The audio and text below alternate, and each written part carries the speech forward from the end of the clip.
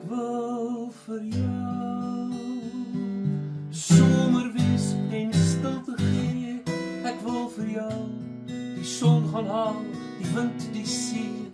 Ek wil so graag myself vir jou gee. Ek is Janie de Tooy en saam met 'n klompie vriende wil ons graag onsself en ons musiek gee vir Jean Webberhuis in Bloemfontein.